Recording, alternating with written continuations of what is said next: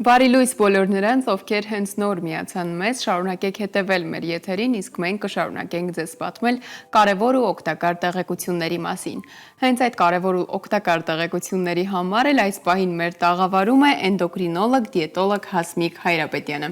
Բարի լույս Հասմիկ, շնորհակալ եմ, որ մեր տաղավարում եք։ Շնորհակալ եմ հրավերի համար։ Հասմիկ, որպես էնդոկրինոլոգ, սովորաբար ինչպես եք սկսում ձեր ճիշտ առավոտը։ Սկսում եմ 1 գավաթ ջրից, 1 բաժակ ջրից եւ կարծում եմ, որ դա շատ լավ սովորույթ է։ Բոլորին խորհուրդ եմ տալիս այդպես սկսել օրը, ոչ թե սուրճից, այլ գոնե ջրից, եթե ոչ նախաճաշից։ Այ դա է ուզում հարցնել, սովորաբար պետք է ավելի ճիշտ եք, չէ՞, կարծում եմ նախաճաշել, հետո նոր սրճել։ Միանշանակ ավելի ճիշտ է օրը սկսել բազմազան, առողջ եւ հագեցած նախաճաշով։ Այսօր մենք դեռ խոսենք նաև այդ ճիշտ սննդակարգի մասին։ Հիմա ուզում եմ մեկ այսպես ընդհանուր հարց տալ, որպես էնդոկրինոլոգ այժմ ինչ հիմնական հիվանդություններ կան, որ տարածված են մեր հանրության շրջանում։ Իրականում էնդոկրին հիվանդությունները, էնդոկրին խնդիրները բավականին տարածված են Հայաստանում եւ երիտասարդների մոտ եւ մեծահասակների մոտ։ Ամենից հաճախ հանդիպողը կարծում եմ, որ ավելորդ քաշը եւ ճարպակալումն է, որը նույնպես քրոնիկ էնդոկրին պաթոլոգիա է համարվում։ Հետո երևի թե գերակշռող են վահանաձև գեղձի խնդիրները, սա եւ հանրության իրազեկվածությունից է, քանի որ ինֆորմացիան հիմա ավելի շատ է, պրոֆիլակտիկ հետազոտություններին ավելի շատ են դեր տալիս, հատկապես երիտասարդները, ինչը շատ գովելի է, ողջունելի է։ Վահանաձև գեղձի խնդիրներ, շաքարային դիաբետ, մազակալում կանանց եւ աղջիկների մոտ, դաշտանային ցիկլի խանգարումներ եւ այլն։ Բազմաթիվ են այո խնդիրները, եկեք սկսենք հենց սննդից, քանի որ խոսեցինք, առողջ սննդակարգը որքանով կարող է կանխարգելել եւ օգտակար լինել էնդոկրին համակարգի համար, այ նույն վահանաձև գեղձի խնդիրներից խուսափելու համար կամ ճարպակալումից խուսափելու համար եւ այլն։ Ցավոք սրտի ոչ միայն Հայաստանում, այլև ամբողջ աշխարհում ճարպակալումը շատ լայն տարածում ունի եւ այն համարվում է գլոբալ հիմնախնդիր, այն էպիդեմիայի է վերածվել, կարելի ասել, եւ շատ մեծ առողջապահական խնդիր է համարվում ավելորդ քաշը, ճարպակալումը եւ իհարկե հիմնականում դա ալիմենտար գործոնով է պայմանավորված, այսինքն ոչ ճիշտ սննդակարգով, ֆիզիկական ակտիվության պակասով, անառողջ սննդով, չէ որ հիմա սննդի հասանելիությունը շատ մեծ է, հատկապես fast food-երի, որ ամեն քայլափոխի մենք տեսնում ենք, թե ինչքան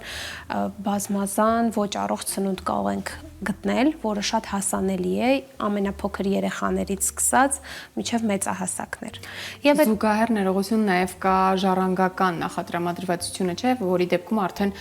ենթադրաբար առողջ սնունդը կամ սնունդի տեսակը գուցե այդքան չազդի, որքան որ արդեն ժառանգական գործոնը ճարպակալման պարագայում։ Եթե անկեղծ լինեմ, հիմնական առանցքային գործոնը դա ճիշտ սննդակարգն ու ֆիզիկական ակտիվությունն է։ Ուշադրություն դարձնել մեր սննդակարգին եւ խուսափել դրանից։ Միանշանակ անկախ նրանից գենետիկական որևիցե հիվանդություն, որևիցե նախատրամադրվածություն, որ շատ հազվադեպ է իրականում հանդիպում, կարող եմ ասել 90%-ից ավելի ճարպակալումը պայմանավորված է ալիմենտար գործոնով, այսինքն գերսնուցմամբ։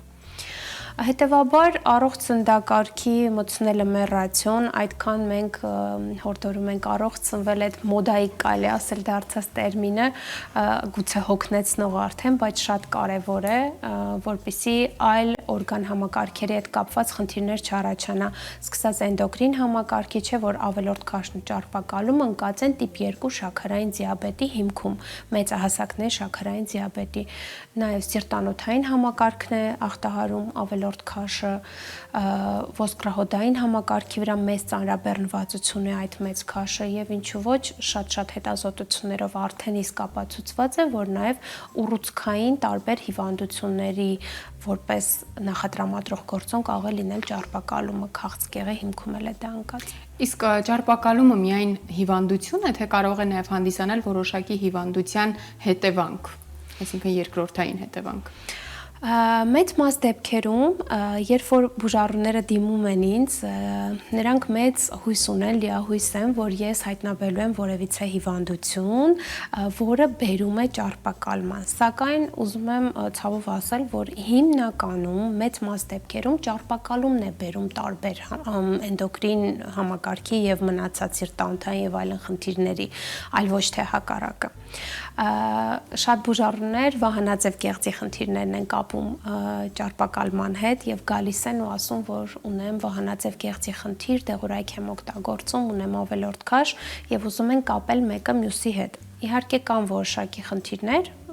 մասնավորապես վահանաձև գեղձի հետ կապված հիպոթիրոզ հիվանդությունը, դա վահանաձև գեղձի թեր ֆունկցիան է, որը բավականին հաճախ է հանդիպում, թեև կարող եմ ասել նաև հիպերդիագնոստիկա շատ է արվում մեր երկրում։ Դրա դեպքում եւս ավել քաշ կարող է առաջանալ, սակայն պատկերացրեք 10-20 կիլոգրամ ավելը չեն կարող բարթել վահանաձև գեղձի խնդիրների վրա, այլ խոսքը գնում է 4-5 կիլոգրամ ավելի մասին, ավելորդ քաշի, ոչ թե ճարպակալման, երբ այդ հիվանդության հետևանքով վահանաձև գեղձի նյութափոխանակությունը դանդաղում է, առաջանում են այտոցներ եւ այլն եւ դրա ֆոնին բուժառուի մոտ ավել քաշ է առաջանում։ Հասկացանք, որ այս բոլոր խնդիրներից խուսափելու առաջնային գործոնը ճիշտ սննդակարգն է եւ ֆիզիկական ակտիվություն, այո։ Եկեք հասկանանք ճիշտ սննդակարգ, առողջ ափսե ասելով ինչ ենք հասկանում, որովհետեւ այսօր շատ թրենդային է դարձել պատկերացնել ավոկադո եւ օրինակ հավկիթ եւ բոլորս առողջ սնունդասրով դա ենք առաջնահերթ պատկերացնում, բայց բնականաբար ավելի խորքային իմաստ ունի սա։ Իհարկե, իրականում, քանի որ խոսեցիք ավոկադոից, այդ մոդայիկ դարձած միրգը կնշեմ, որ շատ կալորիական է եւ մարդիկ երբ որ այն ներառում են իրենց ռացիոնում, իհարկե դա բավականին օգտակար հատկանիշներ ունի այդ միրգը, բայց այն ունի նաեւ բարձր կալորիականություն եւ ամեն օր նախաճաշին ուտել մեկ ամբողջական ավոկադո դա բավականին կալորաժը օրվա սննդի արդեն բարձրացնում է։ Տեսեք, առողջ ապրելակերպ, առողջ սննդակարգ ասվածը նշանակում է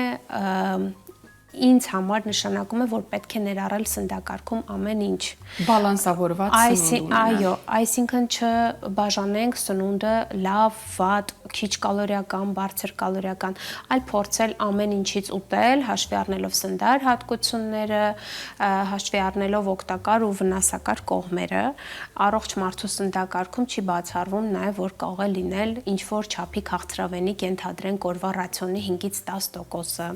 Դա էլ է առողջի սահմանում։ Վատ սնունդ կարող է լինել fast food։ Դա նույնպես կարող է լինել, սակայն շատ հազվադեպ։ Այսինքն ամեն օր կամ շաբաթվա մեջ մի քանի անգամ սնվել fast food-ով, ինչ որ սննդի կետերում եւ այլն, դա իհարկե խրախուսելի չէ։ Սակայն եթե դուք անընդհատ սնվում եք առողջ օրվա ընթացքում, շաբաթվա ընթացքում եւ 1-2 անգամ որևէ խնջույքի կամ որևիցե դրսում ինչ որ տեղ ռեստորանում եւ այլն ուտելիս որոշում եք, որ կարելի է ուտել ենթադրենք որևիցե տապակա, խորոված, չգիտեմ, fast food-ային որևիցե մի բան, ապա սա կոչվում է առողջ հարաբերություն սննդի հետ։ Այսինքն երբ որ այդ բալանսը մենք պահում ենք, հիմնականում սնվում ենք առողջ, սակայն թեթև չարաճճիություններ մեզ թույլ ենք տալիս։ Եվ ինչպես ասում են, հաճախ պետք է սնվել, չէ, եւ քիչ չափաբաժնով։ Իրականում պետք է սնվել օրվա մեջ մի քանի անգամ։ Այո, գիտեք, ճիշտ է, ես կարծում եմ, իմ կարծիքն է այսպեսին, որ ճիշտ է, որ մարդու համար լինի հարմարավետ իր սննդակարգը։ Եթե ինչ-որ մեկի համար հարմար է սնվել օրը 3 անգամ, դա իր օրգանիզմի համար հարմար է, վատ չի զգում, դրանից չի առաջանում ավելորդ քաշ, դրանից չեն տուժում որևիցե այլ օրգան համակարգեր, այլ առողջական խնդիրներ չեն առաջանում, ապա մարդը կարող է նաև ուտել 2 անգամ կամ 4 անգամ, չեմ ասում, որ ամբողջ օրը մտածել սննդի մասին եւ ուտել անընդհատ դա նորմալ է, դա իհարկե նորմալ չէ, բայց ցանկալի է ունենալ հիմնական սննդընդունումներ, նախաճաշ, ճաշ եւ ընթրիկ այդ հասկացողությունները անպայման ունենալ։ Եվ միջուտեստները եւս կարևոր։ Ոչ, նաեւ միջուտեստներ, բայց պարտադիր չեն։ Ամեն մեկը ինքն է ընտրում, ոնց է իրեն հարմար։ Եթե ձեր ընտրած սննդակարգի տարբերակը չի հատում ձեր առողջության սահմանը, որևիցե կերպ ձեզ նեղություն չի տալիս եւ դիմացինին, ապա կարելի է սնվել երբեմն գիտեք այս նաև հարցը ավելի ինչու է քիչ։ առաջանում, որովհետև երբեմն օրինակ աշխատանքի պատճառով կամ այլ հանգամանքներից ելնելով ստացվում է, որ օրվա մեջ ենթադրենք մեկ անգամ է ստացվում հաց ուտել եւ սա արդյոք առողջ է թե ոչ։ Բնականաբար օրվա մեջ մեկ անգամ ուտելը առողջ չէ, դա նորմալ չէ եւ ստամոքսաղիքային համակարգի համար եւ սնունդը ինչի ենք մենք օգտագործում եկեք հիշենք, դա մեզ էներգիա է տալիս, դա մեզ համար այդ սնունդը էներգիայի աղբյուր է, որպեսզի կարողանանք կենտրոնանալ, կենսագործունեություն ունենալ առողջ եւ ամբողջ օրվա ընթացքում մեզ համար հավաքել ռեսուրսներ, հավաքել էներգիա, որպեսզի կարողանանք ծախսել։ Օրվա մեջ մեկ անգամ սնվող մարդը կարող է ունենալ գերսնուցման էպիզոդներ, այսինքն հասնել տուն, այո, հասնել տուն եւ չափից ավելուտել ծանրաբեռնել ստամոքսը, դրա համար ցանկալի է որ ունենալ մի քանի փոքր պորցիաներով սննդընդունումներ։ Մեկ անգամվա մասին չէր իմ խոսքը, երբ ասում եի դուք պետք է ընտրեք, այլ խոսում եմ որովհետև շատերը կարող են լսել եւ մտածել, օ, ես մեկ անգամ եմ ուզում սնվել։ Խոսքը դրա մասին չէ, այլ ենթադրենք մարդը սովոր է իր առաջի սննդընդունումը անել ոչ թե առավոտ շուտ անմիջապես արթնանալուց հետո, այլ ենթադրենք ունենալ բրանչ տարբերակը, նախաճաշի, ճաշի արանքում նոր առաջին սննդընդունումը ունենալ եւ դա իր համար հարմարավետ է տարբերակը։ Այսինքն նախաճաշը այդքան էլ պարտադիր չէ, թե պարտադիր է, բայց պարտադիր է առաջին սննդընդունումը լինի քնից արթնանալուց հետո ինչքան հնարավոր է շուտ, որպեսզի դուք ստանաք այդ բոլոր էներգիան, այդ պաշարները, այդ սննդարնյութերը, սակայն պարտադիր չէ անմիջապես արթնանաք ու նախաճաշեք արթնանալուց կես ժամ հետո։ Գուցե ինձ հարմար է նախաճաշել արթնանալուց 2 ժամ հետո։ Հասկացա։ Եթե դա մեզ մոտ չի առաջացնում էներգիայի պակաս, առողջական որևիցե խնդիր, ապա կարելի է դա հարմարեցնել մեզ տվյալ դեպքին։ Դրա համար ճանաչելով օրգանիզմն արդեն։ Այո։ Եվ անդրադառնալով արդեն նաև ճարպակալման, այ ոնց հասկանալ, որ պահից է ճարպակալման վտանգն առաջանում եւ դիմել մասնագետի։ Արդյոք ավելորդ քաշը ցանկացած պարագայում ենթադրում է, որ դա ճարպակալում է։ Ոչ, ավելորդ քաշը դեռ չի նշանակում ճարպակալում, մարդը կարող է ունենալ հիմա նոր տերմիններ կան իրական ճարպակալման հետ կապված ենթաճարպակալում կամ սուբկլինիկական ճարպակալում, երբ որ մարդը ունի մի փոքր ավելորդ քաշ, գուցե արդեն ըստ Սանդղակի մարմնի զանգվածի ինդեքսի, որը հաշվարկվում է մարդու կիլոգրամներով եւ իր հասակով, բոյով, այսինքն կիլոգրամ մետր քառակուսի հաշվարկ է արվում, գուցե մարդը այդ հաշվարկով արդեն ճարպակալման շեմին լինի, բայց իր մոտ որևէ առողջական խնդիր դա չառաջացնի։ Դա իհարկե արդեն ահազանգ է ավելքաշը, որ պետք է հետևողական լինել, որպեսզի չհասնել ճարպակալման, չունենալ առողջական խնդիրներ եւ հետևողական լինել։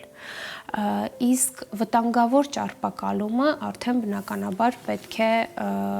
վտանգավոր է համարվում ճարպակալումը, երբ որ այն առողջական տարբեր խնդիրներով է ուղեկցվում եւ իհարկե պետք է դա բժշկի հսկողության տակ պահել։ Ինչ բուժման մեթոդներ կան ճարպակալման դեպքում։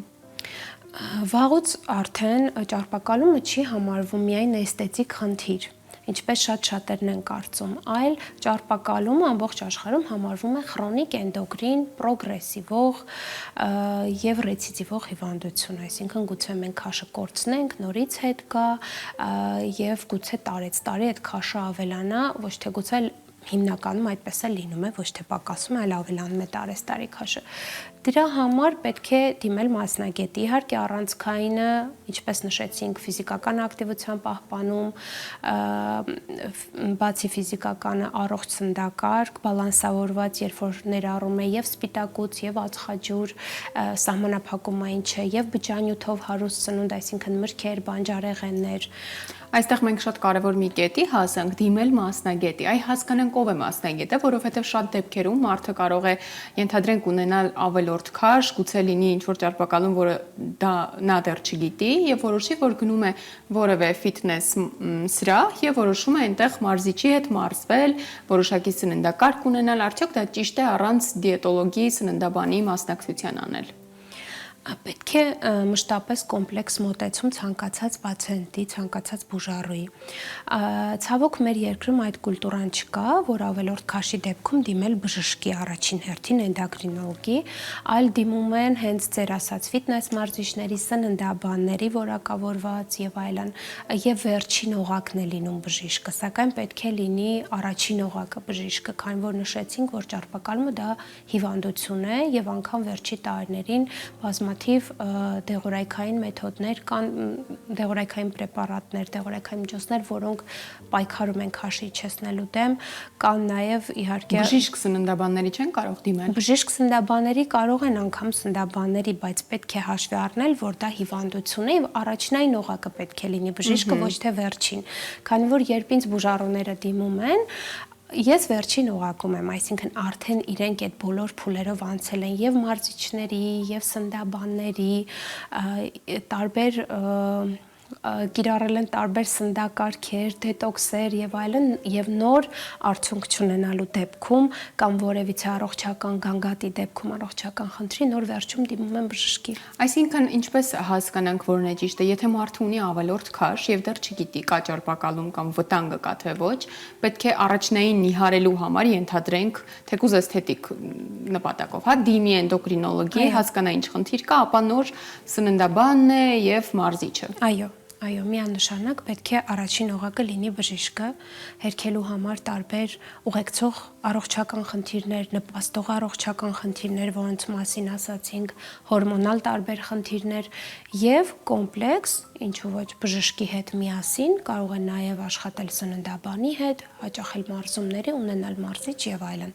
բայց չպետք է վերջին օղակում լինի բժիշկը, քանի որ կրկնում եմ, որ ճարպակալումը էսթետիկ խնդիր չէ, այլ համարվում է հիվանդություն։ Մենք խոսեցինք նաև Վահանաձև գեղձի մասի եւ նշեցինք, որ Վահանաձև գեղձի որոշակի խնդիրների դեպքում եւս կարող է քաշի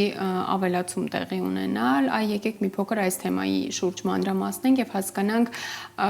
ինչպես կարող ենք այս դեպքում կանխարգելել խնդիրը։ Վահանաձև գեղձի խնդիրները բավականին տարածված են մեր երկրում, ներողություն, եւ պետք է միանշանակ հետազոտվել, եթե ունեք գանգատներ, դրանք կարող են լինել հոգնածությունը, թուլությունը, քնկոտությունը, կոկորտում անհարմարության զգացողություն, թուքը կուլ տալուց անհարմարության զգացողություն, սրտխփոցներ, այս գանգատները պետք է ազդակ լինեն, որ գուցե դուք ունենաք վահանաձև գեղձի հետ կապված խնդիր։ Բայց այդ գանգատները զուգահեռաբար, չէ՞, ոչ թե առանձին օրինակ քնկոտություն կամ թե կարող է նաև կարող է նաև լինել ընդհանրապես նշածներիցս մեկը եւ անգամ լինում է որ պրոֆիլակտիկ ծնումների ժամանակ մենք առանց որևիցե գանգատի հայտնաբերում ենք խնդիր, ինչի այսպես, որովհետեւ վահանաձև գեղձի խնդիրների ժամանակ առաջացող գանգատները շատ սուբյեկտիվ են եւ մարդը կարող է ունենալ մշտական հոգնածություն, քնկոտություն, թուլություն, բայց դա կապել իր առօրյայի գերհոգնածության հետ, իր խիստ զբաղվածության հետ կամ ուշադրություն չդարձնել դրան։ Դրա համար այս գանգատները, որոնք նշեցի քիչ առաջ, պետք է ազդակ լինեն, որ հետազոտվեք եւ ստուգեք վահանաձև գեղձը նաեւ։ Գեղձը ստուգելու համար գործիքային հետազոտություն կա, դա ուլտրաձայնային հետազոտությունն է, նույնինք սոնոգրաֆիան, որը անվտանգ հետազոտություն է համարվում, եւ լաբորատոր հետազոտություն, այսինքն արյան մեջ ստուգում են հորմոնների մակարդակը։ Նշեցիք, որ մեր տարածաշրջանում շատ տարածված են վահանաձև գեղձի խնդիրները, եկեք նաև հասկանանք ինչով է դա պայմանավորված։ Մինչև վերջին տարիները Հայաստանը համարվում էր էնդեմիկ խբիբի զոնա, յոդի դեֆիցիտի զոնա, սակայն վերջին տարիներին արդեն յոդացված աղի շնորհիվ մենք այդ խնդիրը չունենք եւ պարզապես նախկինում առաջացած խնդիրներն ենք հիմա փորձում կարգավորել եւ իհարկե վահանաձև գեղձի հիվանդությունները աուտոիմուն ծագման են, միջև վերջ պարզաբանված չէ, հայտնաբերված չէ, թե հիմնական պատճառը որն է։ Նշեմ նաև, որ հետվիրուսային էլ է շատ հաճախ լինում, հատկապես այս վերջին վիրուսներից հետո, կորոնավիրուսից հետո նաև վիրուսները կարող են ախտահարել վահանաձև գեղձը, ներթափանցել գեղձի մեջ եւ վնասում առաջացնել, որի հետևանքով ժամանակի ընթացքում կարող են ունենալ նաև հորմոնալ խնդիրներ։ Եվ ամփոփելով, քանի որ այսօր շատ այսպես կյանքը արագացել է եւ մարդիկ միշտ զբաղված են, միշտ խառն են, այս զբաղված առօրյայում եկեք հասկանանք ինչպես պետք է,